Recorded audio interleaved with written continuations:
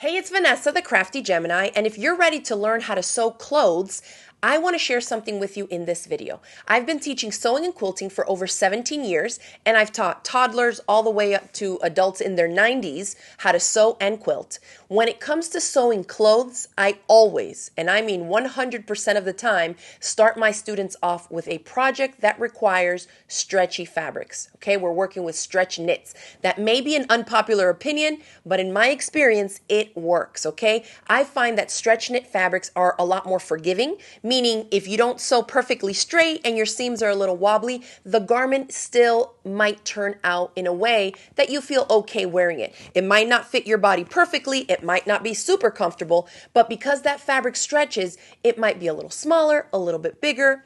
Even if it ends up being, a t-shirt that you wear around the house, you could still have way better results when you start off as a beginner with stretch knit fabrics, okay? So that is what we're talking about here today. If you're ready to learn how to sew clothes with stretch knit fabrics, let me show you how to measure the amount of stretch in the fabric. Because, and I tell this to all my beginner students, it doesn't matter if you select the correct pattern for your body. It doesn't matter if you take your measurements perfectly, if you choose a fabric that works in terms of the weight of the fabric, if you do everything textbook style perfect for sewing that garment. If the fabric you selected does not have the amount of stretch necessary for that specific pattern, it won't turn out. So let's talk about how to measure the amount of stretch first. So next time you're out there selecting stretchy fabrics for a future project, you make sure that that fabric has enough stretch for what the pattern calls for. All right, y'all, so I pulled some stretchy fabrics from my stash. This is lightweight. This is kind of light to medium weight. This is a very lightweight, almost sheer sweater knit. We got some cotton spandex, so these two are about the same. And then I even have some French terry fabric here, okay? We're gonna measure the stretch percentage in all of these. That way, when you're looking at a pattern, whether it's for a t-shirt dress, a sweatshirt, a cardigan, whatever it is, if the pattern calls for stretchy fabrics, if it's a good pattern, it will tell you. You need to use, and it'll tell you what level of a knit, like lightweight, sheer knits. They'll oftentimes have some type of recommendations. It'll say maybe a double knit or sweater knit. Those are ones that have a little bit more body to them. But it should tell you with at least 25% stretch along the crosswise grain, or grab a knit fabric that has at least 50% stretch. And so in order for you to select a fabric that is going to work for that pattern, meaning it's going to fit you the way that the pattern designer intends it to fit you, and that's what they designed the pattern based off of, you got to make sure that you match that amount of stretch in the fabric, okay? So here's how we do it. First thing is locating the grain lines. On this fabric, you can see clearly the selvage edge here. This is not part of the pattern. This is the manufactured edge, all right? You'll have one edge like this on this side, and then along the width of the fabric on the opposite edge, you'll have the same thing. Here it is. You see the thick white edge there. So that's another selvage. So from selvage to selvage is what we call the crosswise grain. Okay, and that's often referred to as dogs or the degree of greatest stretch. The fabric stretches the most in this direction, usually. Okay, so if I pinch the fabric, and I'm not doing it on the edge, I never measure along a cut edge. I want to come in a few inches from the edge, and then I'm going to pinch. I'm pinching this way between selvage and the other selvage that's on the other side, okay? So that is perpendicular to the selvage edge is the crosswise grain. I'm going to pinch here, just about 5 inches or so between my fingers, and I'm going to pinch it and hold it, and then I'm going to lay it on my cutting mat here. It can be a ruler that you just lay down. I like to use the cutting mats because most of us have cutting mats that have 1-inch boxes. So this is an easy way that I always teach my students. So this is where we had pinched. There's 2 layers now because it's folded. I'm going to position it over top of 4 boxes. So we are looking from here to here. 1, 2, 3, and 4 inches. Okay, and I want you to pinch at the beginning of that box, the first box, and pinch at the end. Meaning, I have now between my fingertips pinched 4 inches of fabric. I am not stretching it yet. Just pinch 4 inches of fabric. If we break up these 4 inches into quarters, we have 25, 2 is 50, 3 is 75, and 4 is 100. So we're thinking like dollars and quarters now, okay? Now, because I have it pinched at the beginning and at the end of the 4 inches, I can now leave my left hand alone and stretch with my right, okay? So I have it here.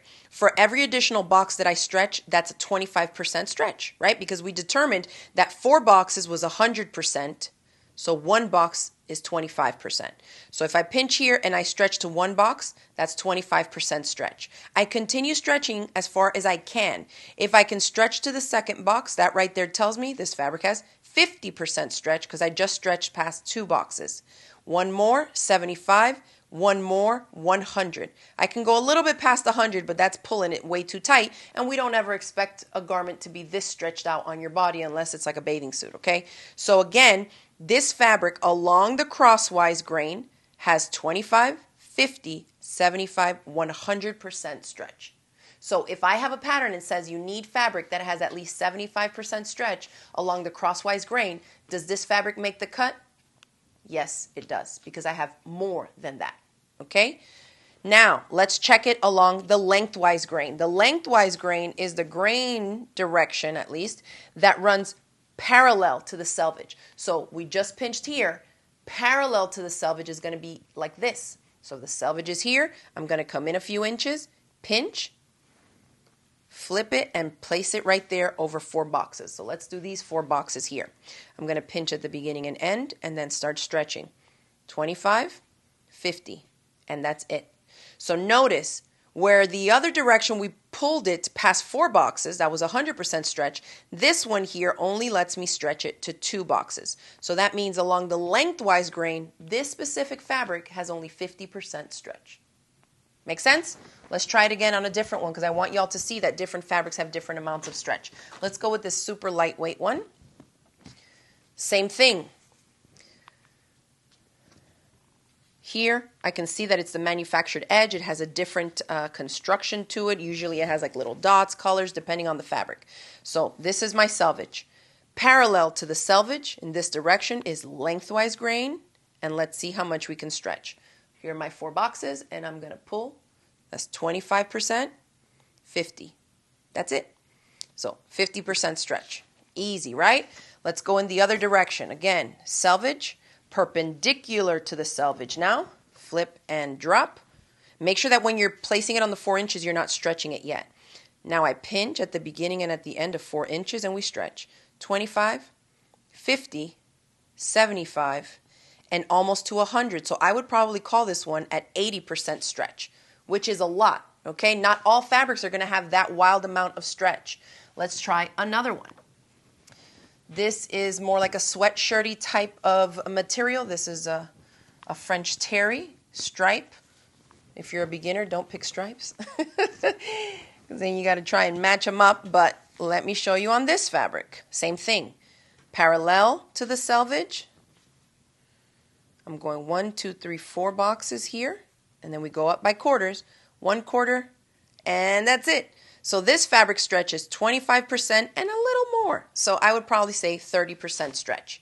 See the difference? You could go 100, you can go 30. And all this stretching is going to happen when you're wearing the garment on your body. So if it doesn't stretch enough, it's not going to be comfy to wear. If it stretches too much, more than what the pattern calls for, you're going to be swimming in that garment if you don't adjust accordingly.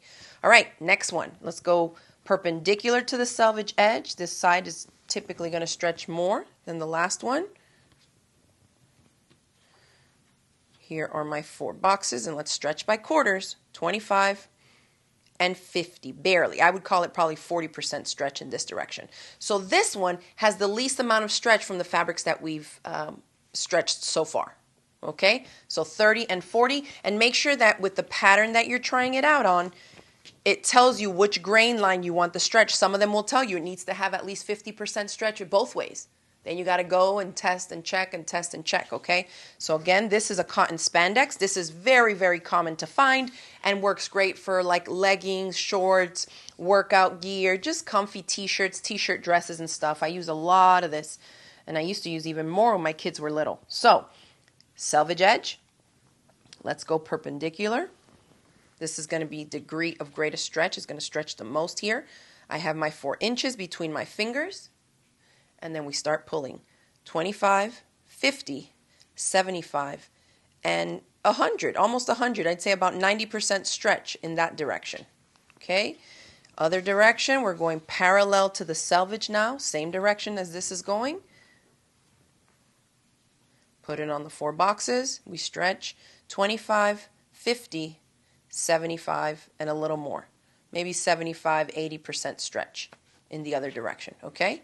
So you can see this has almost the same amount of stretch in both directions. So it's really common to use for fitted tank tops, t-shirts, t-shirt dresses, long sleeve, shirts that you want to wear under something when it's cold, making multiple layered outfits. Great for kids, comfy, because it's usually about 95% cotton and 5% spandex, or 96% cotton and 4% spandex. Okay, so that is how you find and determine the percentage of stretch in your fabrics. All right, so now there's no excuses. You know exactly how to measure the percentage of stretch in any knit fabric. Try that out. If you have fabrics in your stash, maybe grab a couple samples out and test it out just so you can go through the exercise and know exactly how to pinch the fabric, how to measure it on your cutting mat, and then you'll be set for your next garment sewing pattern that features stretch knits. Now, if you enjoyed this video, give it a thumbs up. Remember to click the subscribe button here if you're not yet subscribed to my YouTube channel. And if you want to stay in the loop and find out more from me, especially when I post new courses and new tutorials, make sure to join the email newsletter list with the link I've included for you in the description box below. I'll be back again soon with some more tips and tricks videos, and I hope to see you there. Thanks for watching, and I'll see you in the next one. Bye.